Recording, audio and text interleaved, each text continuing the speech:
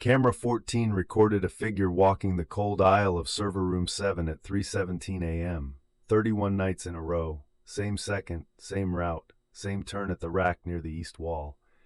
Badge 1139 opened that door. Biometric reader, 1704.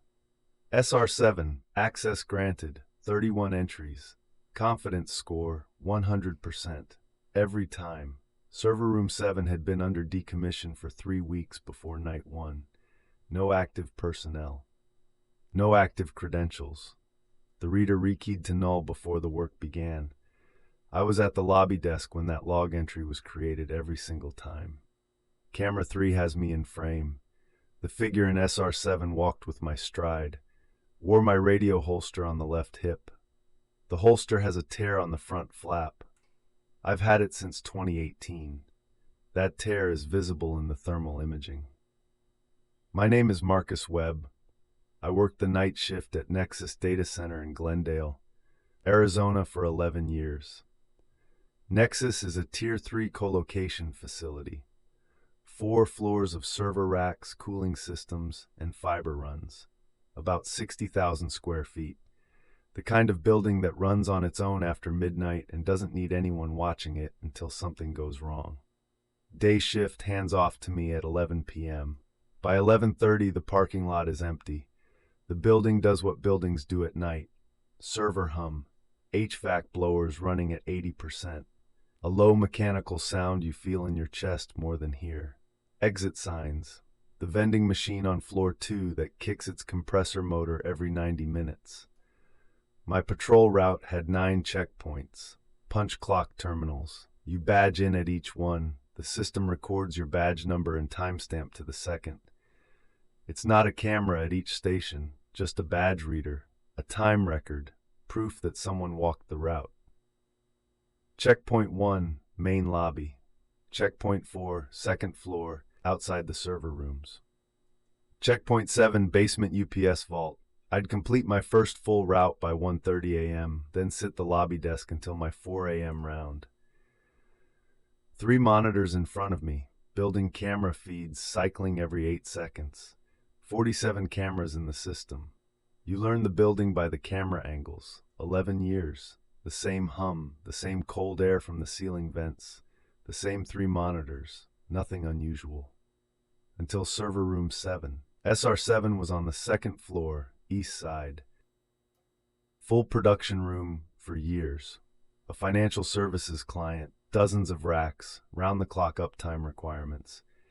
Then the client migrated to a different region. Nexus scheduled the full decommission sequence. Pull the client hardware, recertify the cooling units, repaint the floor, re-rack for whoever came next. Work started mid-March. By the time I came on shift the night of March 19th, SR7 was mid-strip. Half the rack frames were empty. Floor tiles pulled up in the southeast corner for a cable trace. The cooling units were still running but throttled to partial load. You need some airflow to protect the remaining equipment in adjacent rooms. The facilities manager caught me before I clocked in that first night. Carl. He's been running the building's mechanical systems for 8 years. Good at his job. He said, "Marcus, SR7 is in decommission. Contractors work days only. The biometric reader has been rekeyed. No one is credentialed for that door right now.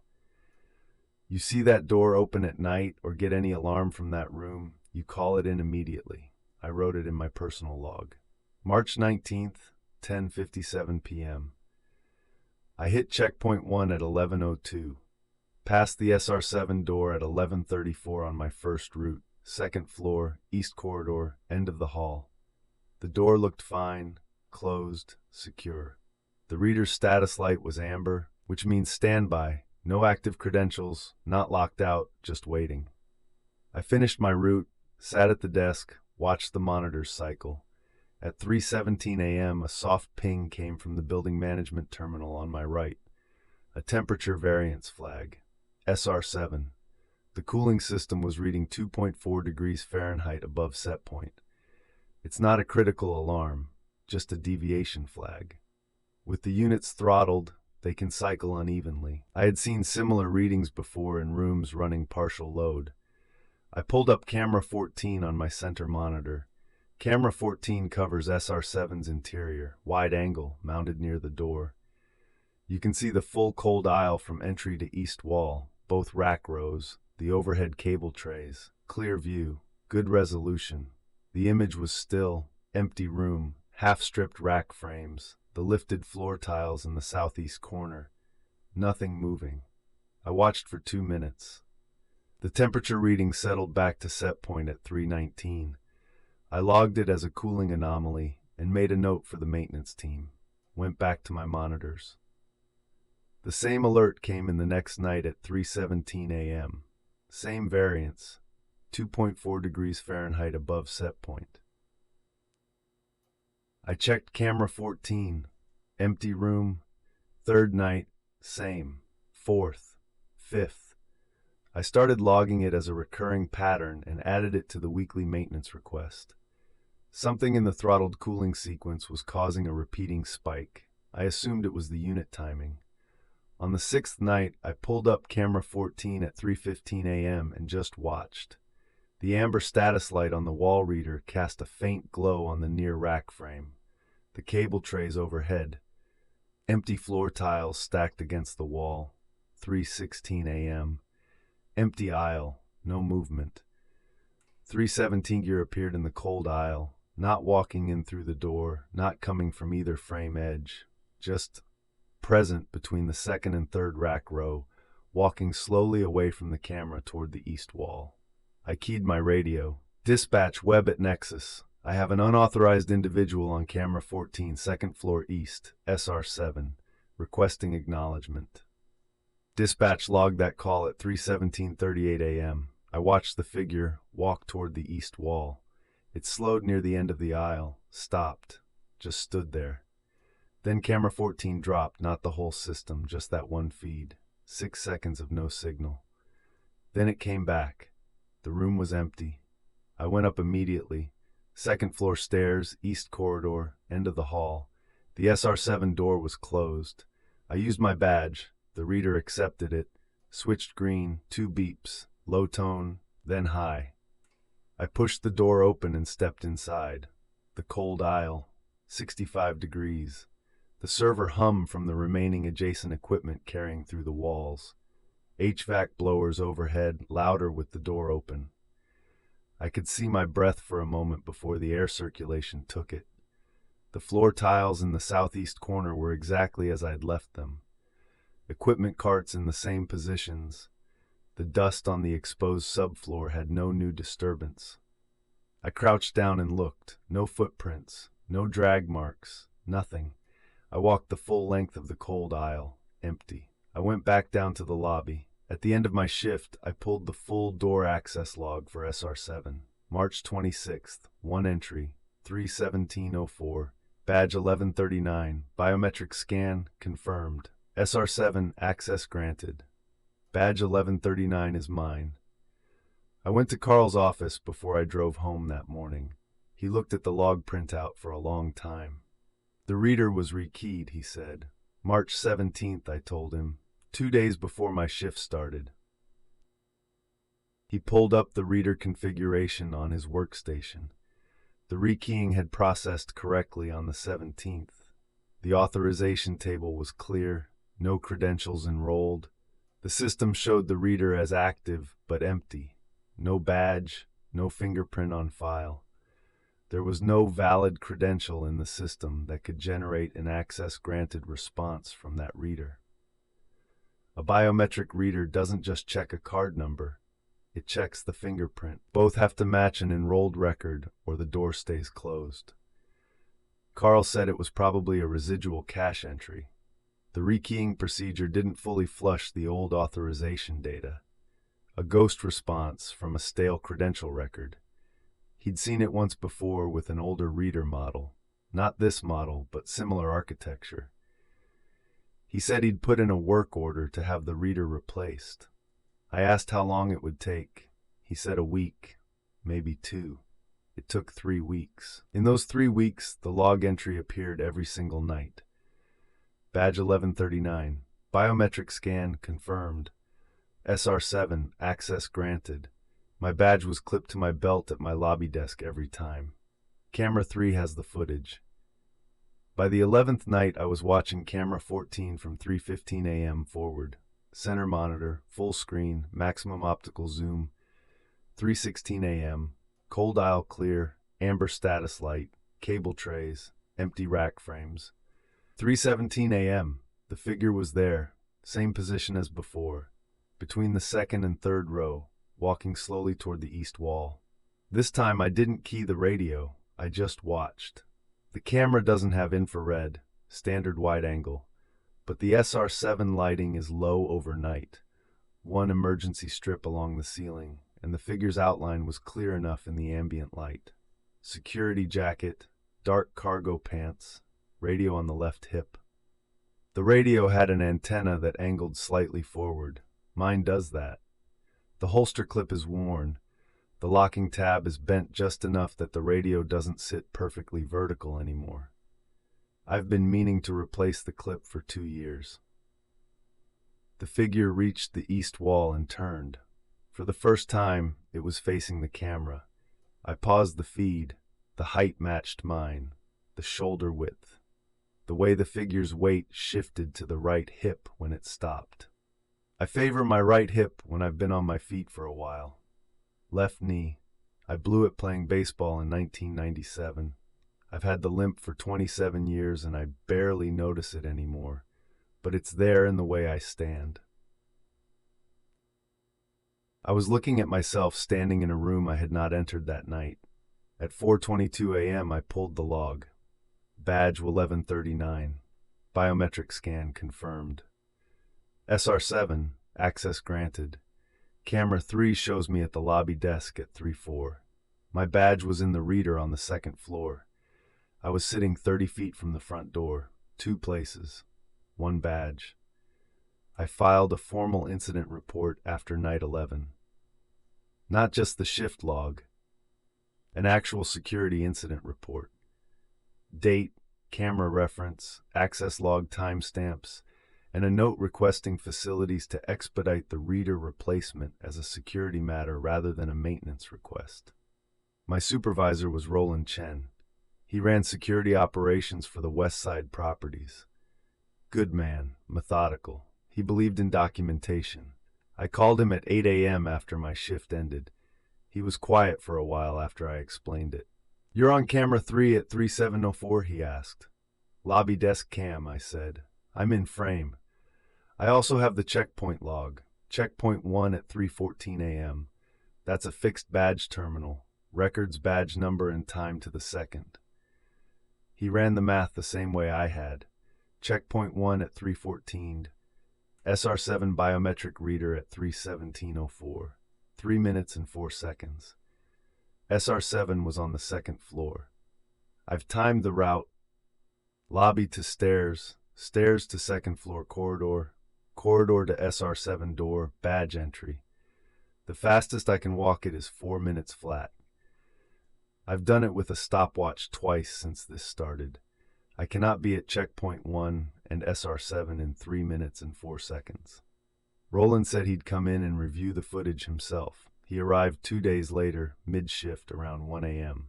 He pulled a chair up to my second monitor and went through the camera 14 archive, going back 11 nights. He watched each appearance of the figure, noted the timestamps, compared them to the door log on a legal pad. He didn't say much while he watched, just sat with his coffee and looked at the screens. After 40 minutes, he stood up and said, "The reader is coming out this week. I'm calling the vendor in the morning." I asked him what he thought about the figure. He said he thought the camera had a fault. Sensor noise at low light levels can produce motion artifacts, shapes that look like movement but aren't. He'd seen it before on older hardware. I didn't argue. But camera 14 had passed its last maintenance inspection 4 months earlier, and sensor noise doesn't walk. It doesn't slow down near an east wall and stop. It doesn't turn to face the camera. The vendor didn't come that week. Parts availability. Standard explanation for anything involving a specific reader model that isn't actively sold anymore. The older biometric units used a different fingerprint encoding architecture, and replacement units with the same protocol had to be sourced from a regional warehouse. The estimate came back as 2 weeks. The reader stayed on the door. I kept watching. Night 14. The figure appeared at 3:17 a.m., walked the aisle, stopped at the east wall. Night 15, same. Night 17, something different. The figure appeared at 3:17 a.m. as usual, walked to the midpoint of the aisle, between the third and fourth rack rows, and appeared to crouch down. It stayed low for approximately 20 seconds. Then it stood and continued toward the east wall. I went up to check immediately after my 4 a.m. round. The area where it had crouched was near the section of pulled floor tiles in the southeast quadrant, the cable trace area. I got down and looked at the subfloor beneath the pulled tile section. The cable pathway under that section runs east-west along the building's data backbone. Heavy fiber bundles. Legacy copper runs in conduit below the fiber. The kind of route you check when you're troubleshooting a building-wide signal problem. I would know to look there. I've worked the building long enough to know every major cable route. I'd traced a fault in that exact section twice. Once in 2018, once in 2021. The figure would also know to look there. That thought stayed with me on the drive home. On night 19, the building management system added a second layer. SR7 has 4 ceiling-mounted PIR motion sensors, standard passive infrared detectors, part of the building's base security layer. When a room is in decommission status, those sensors stay active. They're not connected to any alarm output during non-business hours unless someone triggers an override, but they log every activation to the BMS. I had not been pulling the motion sensor logs. I had been focused on the door log in camera 14. Night 19, I pulled the sensor log for SR7 at end of shift. All 4 sensors had triggered between 3:17 and 3:19 a.m. The system maps which sensors fire in what sequence and uses that to approximate a path of movement through the room. It's basic, not precise, but it gives you a directional pattern. The path on night 19, entry side sensors fired first, then the middle sensors from west to east, then the east wall cluster. Then the pattern reversed, east wall back to entry, over the following 90 seconds. That matched the figure's route on camera 14 exactly.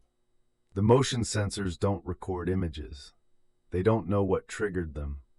They only know something moved through their detection zone above a threshold that filters out air currents from the cooling units. Whatever was walking that aisle had enough mass to break the PIR threshold. It was physically present in a way the sensor could measure. Roland called in an IT security consultant on night 20. Her name was Dana Kessler. She worked for the company that held Nexus's security infrastructure contract, the firm that had installed and maintained most of the building's camera and access systems over the past decade. She specialized in anomalous footage review, insurance cases mostly, some internal investigations. She came in at midnight and spent 2 hours with the Camera 14 archive. She worked quietly. Her own laptop, her own analysis software. She pulled the raw video files, ran them through frame stabilization and noise reduction, then applied a contrast enhancement pass. After an hour, she called me over. She said, "This camera has a thermal imaging overlay mode built into its firmware. Legacy feature from the original installation. It was never enabled. I don't think Nexus knew it was there. The manufacturer included it as an optional add-on, and it came standard on this camera model for about 3 years in the mid-2010s. It's in the firmware, just inactive." She enabled it. She ran the archive footage through the thermal mode retroactively, The camera's raw sensor data had captured the thermal information all along, just without rendering it visibly. The figure in SR7 showed body heat, not residual heat from equipment, not a warm air plume from the cooling cycle. A human temperature heat signature, warm orange at the core, cooler yellow-green at the extremities, exactly the pattern of a living person dressed in a jacket in a 65-degree room. The figure had a core body temperature. Dana built a composite from the best thermal frames across multiple nights. She printed it at full size on the laser printer in the break room and brought it to the desk. I looked at it for a long time. Security jacket. Clear heat differential at the pockets. Warmer at the chest where the body heat concentrates. Cooler at the forearms where the jacket fabric is heavier. Radio on the left hip. And the holster.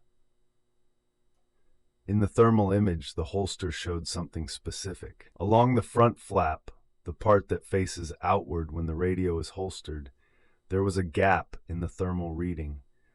A narrow break in the surface that showed elevated heat bleed compared to the surrounding material. A tear in the leather. On my physical holster, there is a tear on the front flap, about an inch long.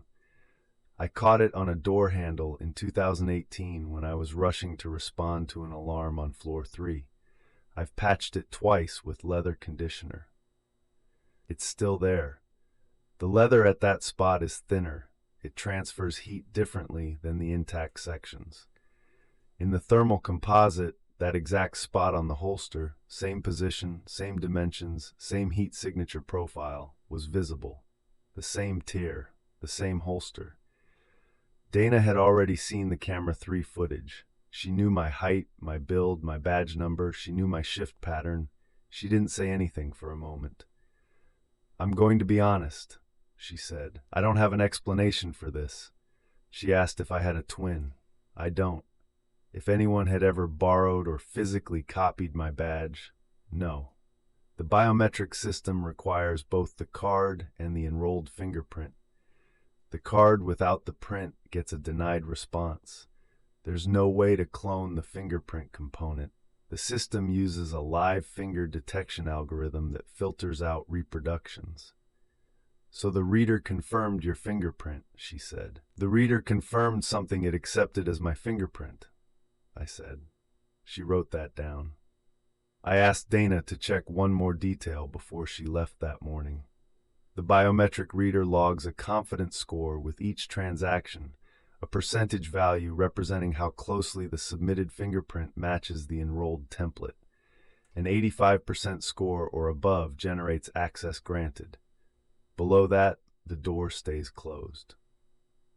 Fringe matches in the 85 to 90 range usually indicate a worn fingerprint, a partial scan, or a similar but not identical print. A spoofed fingerprint, a lifted print, a gelatin replica, any known attack method, typically scores in the low 90s at best. The live detection algorithm creates micro-variations in the scan that a static reproduction can't replicate. I asked Dana to pull the confidence scores for all the SR7 log entries. She pulled them, every single entry, all 31 nights, 100%, not 86, not 93, not a borderline match. 100% confidence on a reader that had no enrolled credentials. 31 identical perfect scores. Dana stared at the spreadsheet. "A spoofed print would score lower," she said. "A perfect 100 means the reader thinks it's reading a live finger, a finger it recognizes completely. A live finger, attached to something the camera had been recording for 31 nights. Something that walked with my stride, favored my left knee, crouched to check a cable route I had traced twice before. Something that wore my holster with my tier. Something with a fingerprint that the reader believed was live and perfectly mine." The vendor finally came in on the afternoon of the 25th night. They pulled the existing biometric reader off the SR7 door frame and installed a new unit. Different manufacturer, same protocol. Clean flash, no prior data. The technician showed me the configuration screen before he left.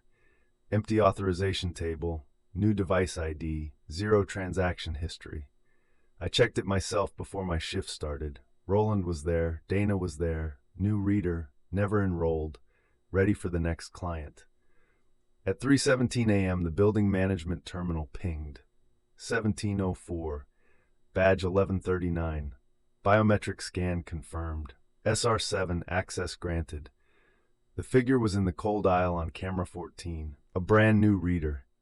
It had never seen my badge, never scanned my fingerprint, never been taught what I looked like. It had just confirmed both. I sat at the lobby desk and didn't move for a long time. Dana came in at 7 a.m. when I called her. She checked the new reader's configuration herself, confirmed the clean installation, confirmed no prior enrollment. Confidence score, I said. She checked. 100%. I decided to go. Night 31. I was going to be in SR7 at 3:17 a.m. I told Roland on the phone the afternoon before. I wasn't asking permission. I had the access rights, it was my patrol area, and the room was still in decommission status, which meant I had cause to enter. I just wanted him to know. He said fine. He'd have Dana monitoring the feeds remotely from her office. My shift started at 11 p.m. I hit my checkpoints on schedule. Checkpoint 1 at 11:04, checkpoint 4 at 11:38. All 9 stations cleared by 1:31 a.m. I sat at the desk until 3. At 3 hollered, I started thinking about what I was doing. Not second-guessing it, just thinking through it clearly. I wasn't going up there to confront anything. I wasn't going to stand in the cold aisle and demand answers from the air. I was going to be in that room at 3:17 a.m. because for 30 nights something had appeared there that looked like me, and I wanted to be the person the camera was tracking for once. I wanted to see what the room looked like from inside the frame instead of watching it from the lobby. At 3:05, I got up and walked to the elevator. 2nd floor, east corridor, the SR7 door at the end. I stood in front of it at 3:14 a.m. The reader status light was amber, the new unit. Clean authorization table.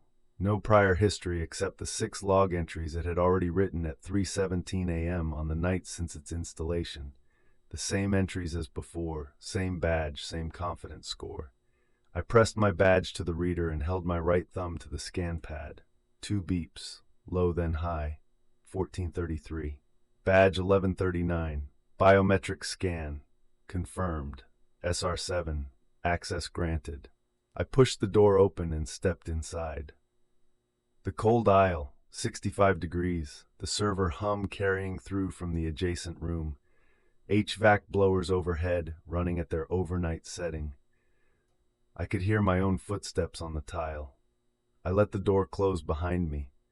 The room looked the same as it always had through the camera. Rack frames in 2 rows, cable trays overhead, the southeast corner with the pulled floor tiles, neatly stacked against the wall. Emergency lighting strip along the ceiling, enough to see clearly but not bright. I walked to the position where the figure always appeared, between the 2nd and 3rd rack row, about 12 feet from the door. I stood there. The HVAC blowers ran. The hum from next door continued. 3:15 a.m., nothing unusual. 3:16 a.m. The motion sensor on the ceiling pulsed its detection light briefly, registering me. I was in its coverage zone. It logged that I was there. 3:17 a.m. Nothing happened. The temperature in the room stayed constant. The cooling units ran evenly. No additional motion sensor triggers. No sound except the building's own noise.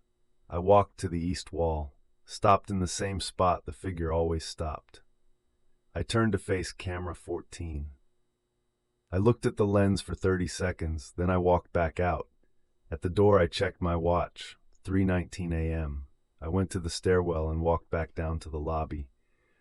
I sat down at the desk and pulled up the overnight access log, badge 1139. Biometric scan, confirmed. SR7, access granted. That entry was there. Correct. I had entered at 3:14. Then I saw the second entry. 3:17:04. Badge 1139. Biometric scan confirmed. SR7, access granted. I had been inside SR7 at 3:17:04. I had not exited and re-entered. I had not touched the reader at 3:17. A biometric access entry requires physical contact with both the badge reader and the fingerprint scanner. You have to press your badge to the panel and press your thumb to the pad simultaneously. The door then cycles, the latch releases, the physical door sensor registers an opening event. The system logs two things for every valid entry, the access record and the door open event. I pulled the door sensor log for SR7. March 20th through the night of the 31st, 31 entries at 3:17:04. Door open events, 0. 31 nights of badge 1139, biometric confirmed, access granted, and the door had never registered a single physical opening. Not once. I sat with that for a moment. My entry at 3:14 had a door open event. Door open. Door close. Both logged. The 3:17 entry had no door open event, just the access record. As if the reader had accepted a credential and confirmed it, and then nothing had happened on the physical side. As if whatever presented the credential didn't need the door to open. My phone buzzed. Dana. She didn't say hello. "Look at camera 3, she said. Camera 3 covers the lobby desk and the main corridor approach. Wide angle. You can see the desk, the monitor wall behind it, the corridor from the elevator bank. I pulled camera 3 up on my center monitor. Dana had pulled the timestamp I needed. She'd sent it as a clip to the review terminal. I opened it. 4. The lobby desk was in frame. There was a figure at the desk, sitting in my chair, security jacket, radio on the left hip. Weight settled back, the way I sit after an hour on my feet when I'm tired enough to lean into the chair back instead of sitting upright. At 03:17:04, I was in the SR7 cold aisle standing at the east wall. The figure at my desk was facing camera 3. Dana had both feeds pulled up on her screen simultaneously. She told me later she'd been watching them side by side from 3:15 a.m. Camera 14 at 3:74, a figure in the cold aisle of SR7 walking toward the east wall. Camera 3 at 3:74, a figure at the lobby desk, seated, facing the camera. Same timestamp, 2 locations, 2 figures, 1 badge. "Marcus," Dana said quietly, "the lobby figure is looking directly at the camera." I pulled the camera 3 clip to full screen and found the right frame. The figure at my desk had turned toward camera 3 and was looking straight at the lens. The same way I had looked at camera 14 from the east wall 2 minutes earlier. I had turned to face the camera. Whatever was at my desk had also turned to face its camera. At the same moment. I sat at the desk for a long time after that call. The HVAC ran. The servers hummed through the walls.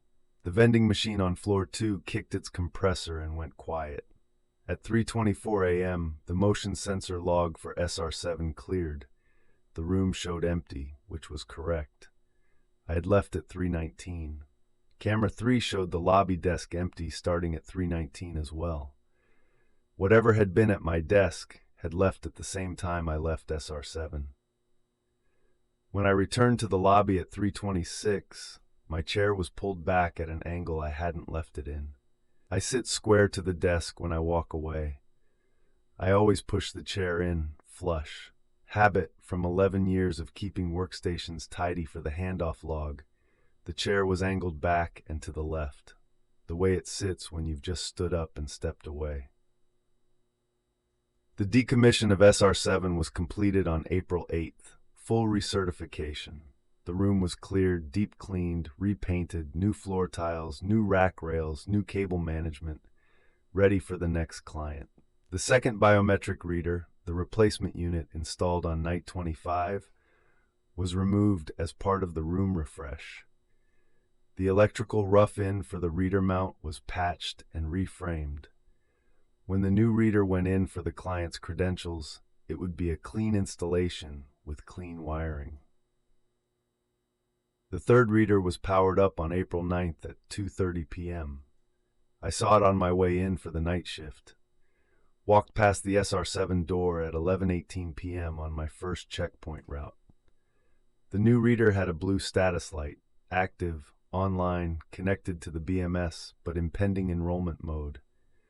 No credentials assigned.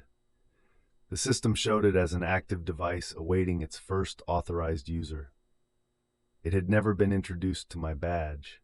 It had never scanned my fingerprint. Its enrollment table was empty. I hit all 9 checkpoints, finished my 4 a.m. round, came back to the desk. At 5:18 a.m., I checked the overnight door access log. Standard end-of-shift procedure, scan for anomalies, flag anything for the morning handoff. SR7, 1 entry, 1704, badge 1139, biometric scan confirmed. SR7, access granted. I looked at the reader's own transaction history. The device log, separate from the BMS, stored on the reader's internal memory. The reader had processed a total of 2 events since its installation the previous afternoon. Event 1, power on diagnostic, April 9th, 2:30 p.m. Event 2, 3704, April 10th.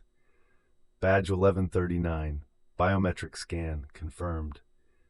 SR7, access granted. No enrollment event, no calibration scan, no administrative credential. A reader with no data had just confirmed a badge it had never seen and a fingerprint it had never stored. Confidence score, 100%. I put in my notice the following week. 11 years. I gave them 3 weeks, which was more than my contract required. On my last night, I did my final route. All 9 checkpoints. The building the same as it always was. Server hum, HVAC, exit signs, vending machine. At 3:15 a.m., I sat at the lobby desk and watched camera 14. At 3:17 a.m., the cold aisle in SR7 was empty. The first time in 31 nights that the camera had shown me nothing. I waited until 3:20. Nothing appeared. The temperature sensors were flat. The motion detectors were quiet. At 3:21, I pulled the door log. 031704. Badge 1139. Biometric scan confirmed. SR7, access granted. Camera 14 showed me nothing. The log said I was there. I've thought about that a lot since I left. 2 records, same event. One says the room was empty. One says I was in it. I was at the lobby desk at 3:17 a.m. I can account for myself. Camera 3 has the footage. But the reader's record is also correct. It saw something, confirmed something, logged something with perfect confidence. The only question is what was carrying my badge. I don't know the answer. I'm not sure I want to. The biometric reader doesn't